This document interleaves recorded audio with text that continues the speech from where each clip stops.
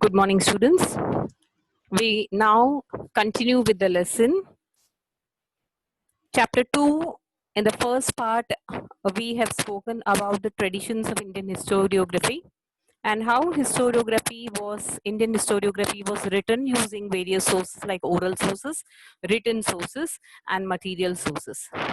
Indian historians and the British historians who contributed to these sources, we have uh, studied about all these Indian historians. And now we come to the ideologies, various ideologies that get covered under Indian historiography.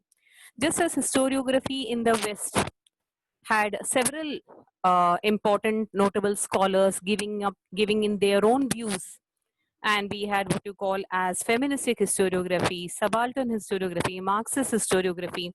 Similarly, here in India, Indian historiography has got various ideological frameworks. And here we have to study about colonial historiography, Oriental historiography, national historiography, Marxist historiography, subaltern historiography, and feministic historiography. So we have 6 different ideological frameworks. Let's first start with colonial historiography. The colonial historiographers were mainly British officers and Christian missionary children who were appointed British officers and who worked for the East India Company. When they started staying here in India, they got interested in Indian history and many of them studied and wrote about Indian history. Similarly, Christian missionaries came from the other European countries and they were also interested in learning and studying about Indian history. But however, one important aspect that we have to take note of here is that they had a very strong dislike for Indian culture and they ridiculed, they made fun of Indian culture. And this particular attitude of making fun of the Indian culture is reflected in their writings.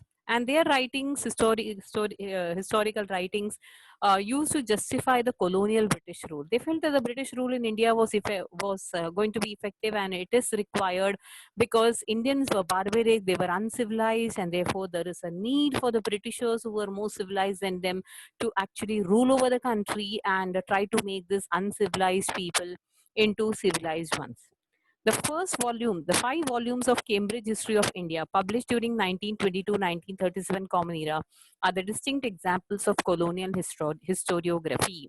So the colonialists, that is the British officers who were appointed by the East India Company, during their spare time, they decided to know more about, they studied and they wrote about Indian history. They tried to find out about Indian history, and 5 volumes of Cambridge History of India was written. But all this reflects the colonial attitude of the British rule in India, and therefore you can say that they are not free from prejudice. That is, there has been a partial treatment when it comes to looking down upon Indian culture and Indian civilization, children. Okay, let's come to the next one. We continue. We have Orientalist historiography. Now here is a colonial historiography was more towards reflecting India in a negative way. But Orientalist historiographers were many European scholars who were curious about civilizations and countries of the East. And many of them had a deep respect and they admired the culture and civilizations of the East. When you talk about European, it is West. And when it comes to India and surrounding nations which are there in Asia, it is called as East. And so, therefore, these scholars were known as Orientalists. Orientalists were what to say, they admired and they felt that these civilizations really had a lot to offer. And so, therefore, they felt curious and they wanted to know more about these civilizations. So, Orientalists studied the similarities between Sanskrit and some of the European languages. They focus more on the Vedic tradition and Sanskrit literature because in the past in India, the Vedas were important, and from the Vedas we come to know how was the Vedic culture and how was this civilization during those times. So their studies resulted in formulating the notion or the idea of an ancient language that could be the mother of all the Indo-European languages. They came to a conclusion that all the Indo-European languages, they were all found in one particular language, which is the mother of all languages. And in 1794, Sir William Jones founded the Asiatic Society in Kolkata, and he opened the doors of research of ancient Indian literature and history. So in this, among the Orientalists, you have Frederick Max Muller, who deserves a special mention because he learned Sanskrit, and he was interested in the previous writings, or the Vedas and Puranas and everything.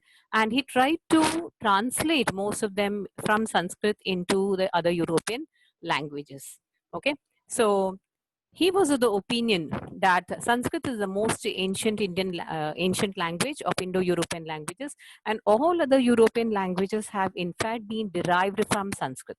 So he was deeply interested in Sanskrit literature. He stayed back here and he learned Sanskrit, and he translated most of the works of Sanskrit, that is Sanskrit text of Hitopadesh, and also, he was a director of 50 volumes of the sacred books of the East. He picked up certain books which would reflect our culture, studied them, translated them from Sanskrit into other European languages.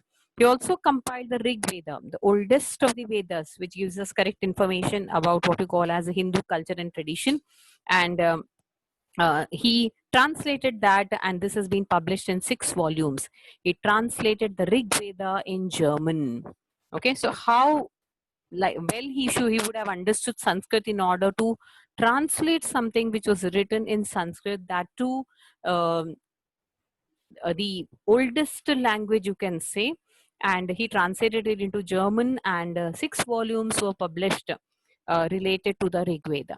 Lately, Edward Said, a scholar who reevaluated the Orientalist writings, has thrown light on the imperialistic interest of Orientalist scholars. Many of these Orientalist scholars, okay, they had come here, and they were a part of the East India Company. Many of them uh, were supported by the East India Company officers. They came here, they stayed here, they studied the language, but their attitude was slightly different, in the sense that they had a sense of curiosity and they admired the cultures of the East.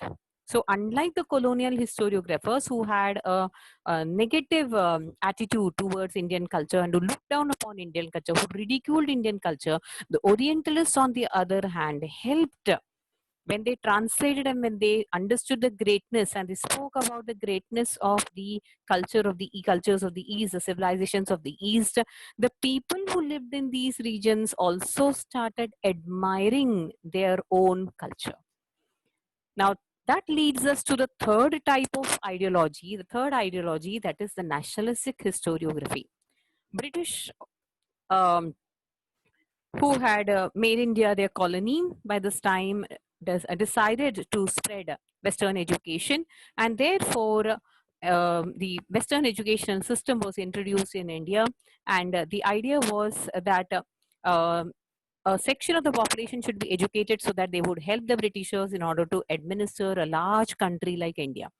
And therefore, what happened is many of the Indians were um, enrolled in mission schools where English was a medium of education, and they all learned. They got used to the idea of democracy, liberty, fraternity, history, geography, political science. Many of them even went to foreign countries in order to pursue their higher education.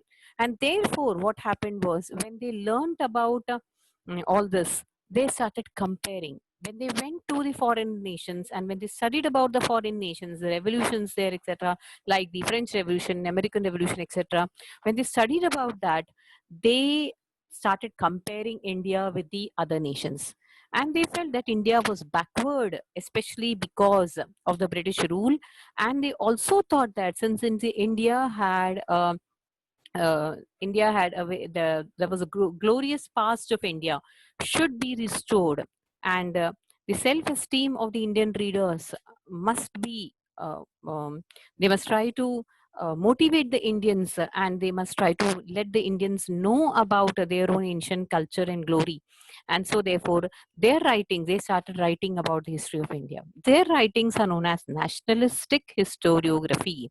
And nationalistic historiography in India was inspired, in Maharashtra especially, was inspired by Vishnu Shastri Chiplunkar. He criticized the prejudiced history of ancient India written by the British officers. And who were these British officers? They come under what you call as colonial historiographers. So colonial historiographers, their writings were very much prejudiced, and so therefore the nationalist historiographers were very angered. They were angry at the wrong misinterpretation of the Indian history, and so therefore they decided that we must do something, and so they started writing, and they tried to seek the golden era of Indian history. They were at times blamed for ignoring the critical analysis of historical truth. They felt that the British officers felt that when they were questioned about why did you write and how are your writings, how your writings reflect your negative attitude towards Indian culture and civilization, they did not like it. And they criticized the Indian nationalistic writers, saying that you were not going to the historical truth. Among the foremost among the national historians, you have Mahadev Govind Ranade. Govind Ranade's um, uh, name you must have all be aware, because he's one of the prominent nationalists, who was one of the founder members of the Indian National Congress. Ramakrishna Gopal Bhandarkar, Vinayak Damodar Savarkar, who's also known as Veer Savarkar, Rajendra Dal Mishra. These are some of the prominent national historians. Ramesh Chandra Majumdar, Kashi Prasad Jaiswal, Radha Kumud Mukherjee, Bhagwan Lal Indarji, Vasudev Vishnu Mirasi, Anand Sadashiv Altekar. These were some of the famous scholars among the national historians. When you talk about Mahadev Govind Ranade, okay, he wears a turban like that of our Bal Gangadhar Tilak, okay, and he has he wrote a book, The Rise of the Maratha Power, and in which he has praised the Maratha Empire, the rise of the Maratha Empire. So he says that according to him, the rise of the Maratha power was not like a suddenly erupted forest fire. It was not something sudden like the volcano or like the forest fire. Jaldi jaldi ho gaya, fatafat ek hi din mein. No, the ground for it in Maharashtra, for Swaraj, was well prepared on the cultural, religious, social grounds over a long period of time. In the fourth standard textbook, children, when you learn about Maharashtra before Shivaji, okay, they give you a background, then they say how the saints in Maharashtra prepared the people of Maharashtra should have a right attitude, and they in fact laid the foundation of Swaraj first. And then with that particular positive attitude and patience and their willpower and courage and determination, Shivaji Maharaj could very easily get the cooperation of the people of Maharashtra, and he could establish Hindavi Swaraj over a period of time. So Justice Mahadev Ranade talks about, he says that again, like Voltaire, he says all these aspects, social, cultural, religious aspects, have to be considered over a long period of time, contribute to history. So therefore, they must not be ignored, and you have to consider all these aspects while writing history. Okay. So among the foremost among the national historians, you have Mahadev Govind Ranade. Then you have Rajwadi. In the earlier video, yes, here also there is a picture of Rajwadi, well known for his writings in Marathi on varied subjects like history, linguistics, study of languages, history, man's story, that is his story, linguistics, study of languages, etymology, that is different words, the history of different words, how these words were used in past, how they changed, how their meaning changed over a period of time. That is the study of etymology, grammar, etc. So he wrote on a lot of variety of topics, and he was of the firm opinion that we should write our own history. And foreigners write up about our history, they may not consider all aspects. Okay, but to have a rational approach and write history, reach up to the historical truth, we should write our own history. He compiled and edited 22 volumes of Marathyanche Itihasachi Sadhane. Okay, sources collected the history of Maratha from Itihasas, again history. So he wrote about the Marathas and the rise of the Marathas, just as Govind Ranade has written. Similarly, he wrote about Marathyanche Itihasache Sadhane. He wrote very scholarly prefaces to each of these 22 volumes, okay, like a digest or or say a guide he wrote for 22 volumes of it, and he said that he was of the opinion that history is all inclusive image of past society. It not only includes the stories of political images, conspiracies, wars, battles, but history should be written using only authentic documentary source. So the same idea of historiography as reflected or as given by Voltaire, Rene Descartes, okay, or Michel Foucault, okay, same ideas come up here, that history is not only about politics, about wars and battles and kings, but it should be written all inclusive, all points must be taken into consideration, and you have to write history only after using authentic documentary sources. Just as Rene Descartes said, go back to the original documents if you want to write history in a correct manner. Nationalistic historiography helped in triggering the independence movement in India.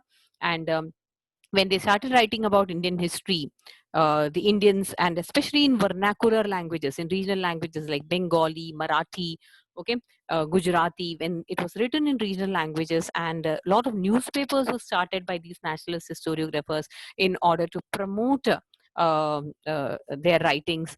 The Indian people who read it, they were greatly inspired. And in this, we have to make a special mention of Vinayak D. Savarkar, who's also called as Veer Savarkar, and he wrote a book, Indian War of Independence 1857, and in which he describes the first, which he describes as the first revolution, that is the 1857 uprising, has been written in detail. Causes and effects of it has been penned down by Vinayak Damodar Savarkar. That is of great importance. Okay, nationalist historiography gave momentum to the writing of regional histories too. Many of these national historians who were from different regions of India, they started writing about regional history, and that too in vernacular languages.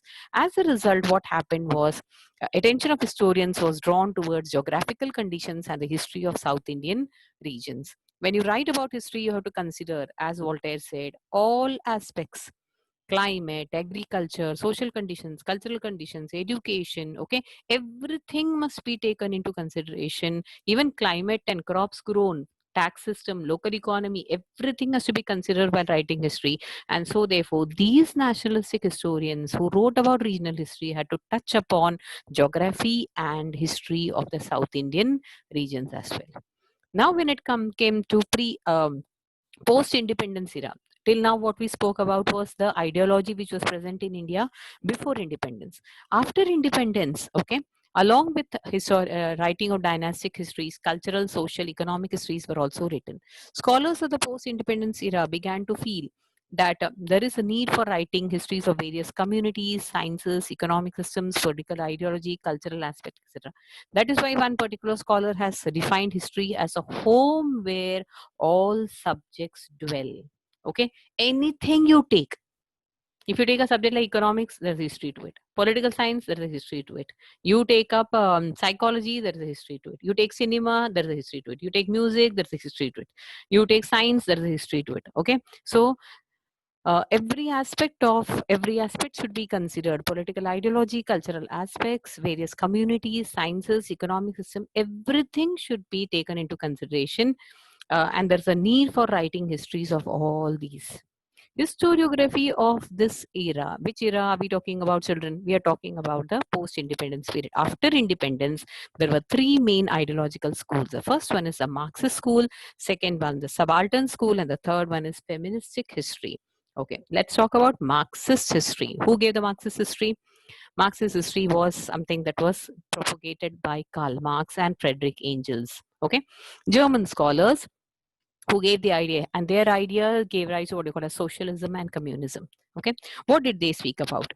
At the center of Marxist history or historiography is the means of production. When you want to produce something, you need four important means of production: land, labor, money or capital, and a person to organize all this and bring all this together and start production process. Somebody wants to make a pickle. Grandma decides that I'm going to make pickle and I'm going to sell them. What does she need? She needs space to keep all the materials. She needs the raw materials. She needs labor. Somebody has to help her out, or she herself will do the work. She needs money in order to go and buy all the ingredients. She needs to organize everything, okay, make everything, pack them, and finally take them to the market to sell it.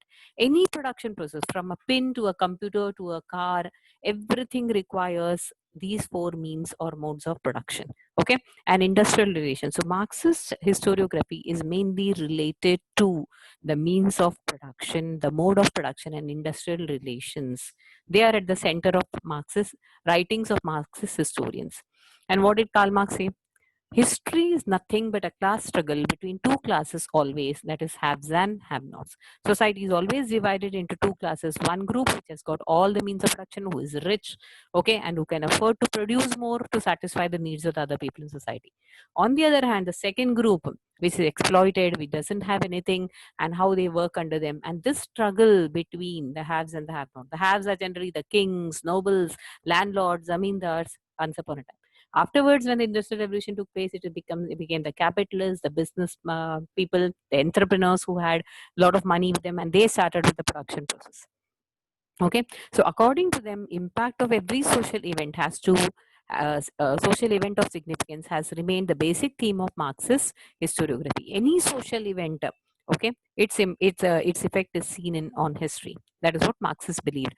Marxist historians in India studied the transitions, that's the changes within the caste system. And among the notable Indian historians, Marxist ideological framework scholars like Damodar Dharmanand Kosambi, very, very important person, very important person who Marxist, and he contributed a lot to history from the writing history, Indian history, from the point of view of Marxist ideology. Comrade Shripad Amrit Dange, Ram Sharan Sharma, Comrade Sharat Patel have contributed notably. So you have to make a note of, you have to have a concept map here, children, about the Indian uh, historians, scholars who followed the who adopted the Marxist ideological framework. Comrade Dange was one of the founder members of Indian Communist Party, and Primitive Communism to Slavery. Primitive Communism to Slavery is a book written by him that represents the Marxist historiography. So in India, when you talk about Marxist history, you will talk about every, because in India, why is the caste system associated with Marxist history? Because caste system only determined our occupation, children, in the olden times. Potter's son would become potter, a farmer's son would be a farmer. So therefore, the caste system was very important in India because our entire economy rested on the caste system. And then slowly the changes came about when people got educated. Potter's son didn't remain a potter. He went on to gain higher education. Sometimes he became a lawyer, doctor. So there were transitions or changes that happened within the caste system. Okay, so Marxist historiography, um, where class struggle is in India especially, is reflected through the writings of all these important scholars. Okay, you have a concept map, write down, take down the names of all these scholars who adopted the Marxist ideology. Okay, and the books written by them reflects their um, ideology, and they represented Marxist historiography. Subaltern. The term subaltern means that which is inferior or lower. Okay, the seeds of subaltern history are found in Marxist historiography. Both are related. The role of Italian historian Antonio Gramsci is very important in developing the idea that history should be written starting from the bottommost ranks of the people in the society. Whenever history was written in the past, what was it concerned about? Kings, noblemen, warriors, sardars who fought the battle, okay, where the battle was fought, what happened, and everything. But the common man's point of view and how the common man suffered, what was the impact of the various events of the common man, what role did the common man play in the various historical events, that was never taken into consideration. Therefore, subaltern means the so-called lower classes in the society, or the common man in the society. Antonio Gramsci felt that history must be written starting from the bottommost ranks of the people in the society. Subaltern means the bottommost ranks. So common man, common public के ऊपर क्या असर हुआ, एक particular historical event को उन्होंने कैसे influence किया. For example, when you're writing about 1857 uprising, common man was the one who was affected the most. Okay, he became landless, he had to pay a lot of taxes. Okay, soldiers became unemployed, the soldiers are not allowed to apply the tilak. The soldier who was there, he was a common man, in fact, and he became one of the his grievance, his sorrow, his sadness became one of the most important reasons for the uprising of 1857. That's why when the leaders decided to bring them together, they all very what to say, enthusiastically participated, and that's how the uprising of 1857 started. Okay, so therefore subaltern history, when you talk about various uprisings in the tribal regions, again it is taking note of subaltern history. Okay, so therefore in Indian independence movement also, common man played a very vital role. For example, when Gandhiji started his non-cooperation movement, okay, that time common man's role was very important, because he till that time only the British officers were fighting, um, uh, the nationalist so-called educated people were fighting against the British rule. But it became a common man's struggle after the after Gandhiji introduced the non-cooperation movement. Okay, they decided to boycott the goods, British goods. They boycotted all the celebrations. They boycotted law courts. They boycotted schools and colleges. And so, therefore, subaltern history is writing about an event from the point of view of the common man and his participation in that particular event. How was he affected, and what role did the common man play? So from the bottommost ranks of the society, that is from the common man, you must, from his point of view, history must be written. Folklore has been considered an important source for writing subaltern histories. Many a times, the common man didn't know how to read and write. Schools and colleges were not open for them. Okay, so they were denied the right to education. So how did they express their feelings and their thoughts? Many a times they wrote, they composed songs. Bete Bete, there would be one soldier who would sing a song, and that would reflect his sorrows, his sadness, his grievances, etc. Or he might, a particular soldier who witnessed a particular battle must have sung a song related to the valor of that particular king or queen. For example, lot of such poems were composed on Rani Lakshmibai of Jhansi. Okay, so therefore subaltern history gives importance to what you call as folklore. Okay, the songs and the stories that were composed by the common man. Ranjit Guha, an Indian historian, played a vital role in establishing subaltern history as an important academic school of historiography. However, we may point out that much before the onset of subaltern ideology, similar thoughts were expressed by Mahatma Jyotirao Phule and Baba Sahib Ambedkar, two pioneers who played a very vital role in changing the Indian society. If it was not for Mahatma Jyotirao Phule, caste system would have still continued. And Baba Sahib Ambedkar, that is the people who belong to the so-called lower sections of the society, okay, the bottommost ranks of the society, the so-called Shudras or the Harijans, who were ill-treated for a very, very long period of time. Their condition improved mainly because of Mahatma Jyotirao Phule and Dr. Baba Sahib Ambedkar. Mahatma Jyotirao Phule unfolded the history of the Shudra Atishudra communities in his book Gulamgiri. They were treated like slaves. The condition was worse than slaves. They were treated worse than animals. He drew the attention to the exploitation of women, Shudras and Atishudras done in the name of religion. The term Shudra and Atishudra indicates the bottommost ranks in the caste system, how they were ill-treated. Okay, this again, the role of the people belong to the Dalit caste is very important in shaping the various cultural and political aspects of India. However, their role was not duly acknowledged in the colonial and nationalistic historiography. Dr. Baba Sahib Ambedkar, focusing on this fact, consistently wrote about it, and he wrote two books, Who Were the Shudras, and second book, The Untouchables, which can be cited as examples of subaltern historiography. Okay, so therefore, writing history from the point of view of the common man. In India, who were the common people? Brahmins, Kshatriyas, Vaishyas, and Shudras, four varnas in the four classes in the varna, under the varna system. But majority of them, the Shudras, they were ill-treated. Their grievances, their sufferings, how the events affected them. Okay, where during different rules did their condition change? What was the type of life led by the common man? Okay, why there were uprisings, okay, why there were revolts, why they revolted, because an injustice is meted out to them for a long period of time, everybody revolts children. So therefore all these aspects should be covered, and history must be written from the common man's point of view. That was, and two important people who really played a vital role in India when it comes to subaltern history is Ranjit Guha is one. He belongs to the modern times, and just before independence, you had um, Jyotirao Phule, and one of the most important personalities, Dr. Baba Saheb Ambedkar. Feministic historiography, okay, just as you had in Western regions, feministic historiography was mainly influenced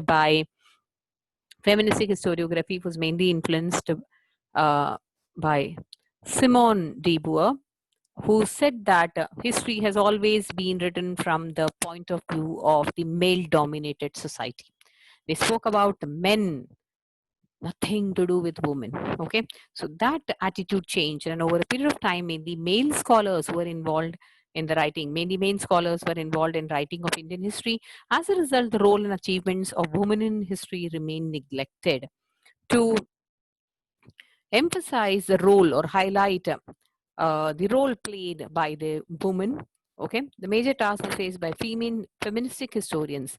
It was important to study and compile the historical writings of women. Okay, they were an important section of society, and so therefore it was also necessary to rethink of women's position in history. Among the women authors writing about women in the 19th century common era, you have the first one, Tarabai Shinde was the foremost one. She wrote attacking the male dominated social system and the caste system. It was not that only the what to say, the so-called higher caste people troubled the low caste, or rather they ill-treated the people of the low caste, but another section of the society, you have learned in the first chapter political science, the deprived sections and the sections of society who were denied even the basic rights to live properly like human beings. Educational rights were denied, property rights were denied. So the condition the woman in the society was very bad, children. And so therefore, Tarabai Shinde was the first one who attacked the male-dominated social system and the caste system. Her book, Stree Purush Tulna, published in 1882, is acknowledged as the first feministic book in India. This comes for fill in the blanks. You can take note of it. In 1888, the book published by Pandita Ramabai was also published, entitled The High Caste Hindu Woman. Women in the society, whether they belong to high caste or low caste, their condition was very bad. They were always given a subordinate position, okay, in the society. And you know, child marriages were okay, very common. Widows were not allowed to remarry. The type of life that a widow was supposed to lead, her hair was shaven off. Okay, she was not supposed to wear colorful dresses. And when a child of 8 years or 10 years becomes a widow, she's hardly led her life, and then she's suddenly everything is denied to her, all good things are denied to her. And so therefore they wrote about Sri Purush Tulna. That was the first book, that is Tarabai Shinde penned it. And then you have Pandita Ramabai, who wrote about high caste Hindu women. Even among the high caste, the Hindu women were supposed to maintain a certain kind of, they were supposed to lead a certain life in a certain way, and that was actually really very very troublesome. Okay, so she has made a mention of it. Feministic literature in the post-independence era concentrate on issues like employment of women, treatment meted out to them at their workplace, their right to political equality, etc. Okay, so voting rights, property rights were not denied to them. But when we became independent, our constitution has granted um, or to say equal rights to women, and several amendments and several laws have been passed in India in order to improve the condition of the so-called the what to say the depressed classes and minority groups, and also women who were always at a subordinate position in the Indian society. Okay, so several laws and several acts have been passed. You are aware of dowry prohibition, um, act against sexual harassment. Okay, then equal share of rights in the equal share in the property of the husband, and father. All these important acts have been passed in order to improve the condition of women in India. So they wrote about feministic literature focused on employment of women, treatment given to them at their workplace, their right to political equality. Among the recently published feministic literature, Meera Kusambi's book, Crossing Threshold. Threshold is called as Umberta in Marathi. Okay, so crossing thresholds. It is very difficult for a woman even today to cross the threshold and come out when she starts staying alone, when she decides to go on a transfer to a workplace and live there alone. People in the society don't look up to her and talk about her greatness. They talk behind her back, saying that, oh, what kind of woman is she, what type of clothes she's wearing, she's talking to so many men. Okay, so even today in Indian society, when a woman starts staying alone, she's not looked up to with respect. Many times there are people who speak behind her back. So therefore, Meera Kosambi writes about crossing thresholds. Feministic essays in social history is of great importance. It contains essays of life stories of women like Pandita Ramabai, Pandita Rakumabai, the first practicing lady doctor of India. A lot of literature is available unfolding. A lot of literature is available unfolding the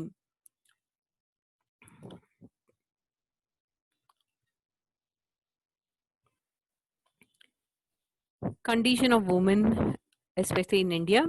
Okay, unfolding the point of view of even the Dalit woman, the Dalit woman in India. Then you have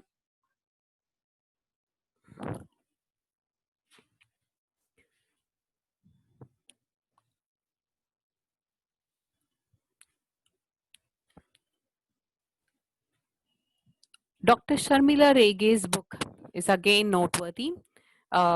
It is about writing the condition of women in Maharashtra. Her book, Writing Caste, Writing Gender, reading Dalit women's testimonies, includes her essays on autobiographies of Dalit women.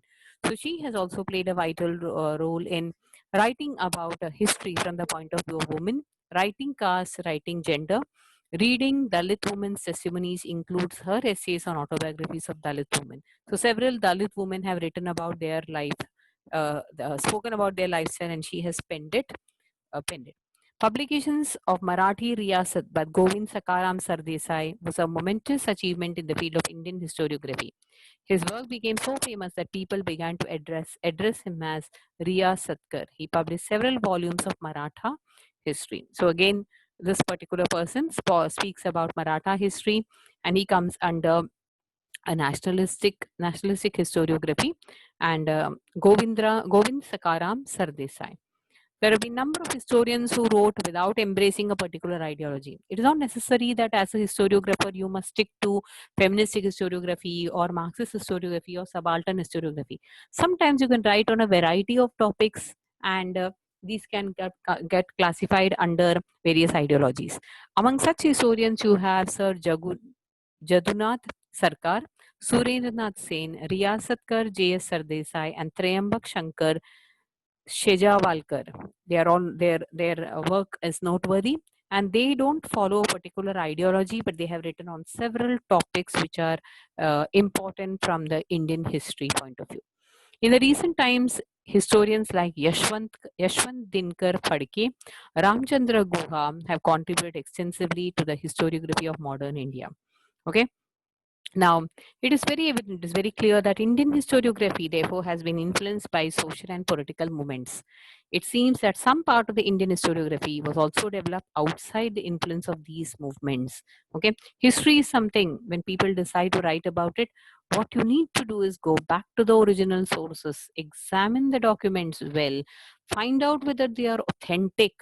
Okay, and then finally consider all aspects of writing of history and then present a correct and accurate picture, because history is a social science. It is based, modern historiography is a social science. It is scientific. It is based on reliable evidence. It shows man's journey, okay, on the path of progress. So children, we have come to the end of this particular chapter, that is chapter 2.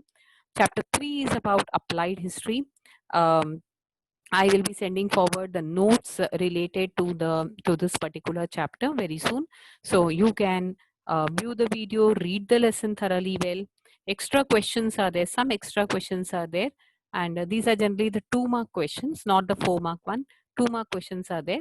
So these you have to learn and see to it that you start learning and try to complete by end of September. You must have completed at least 5 chapters, learning 5 chapters in history and 2 chapters of political science. Only then you are well prepared for the semester examination.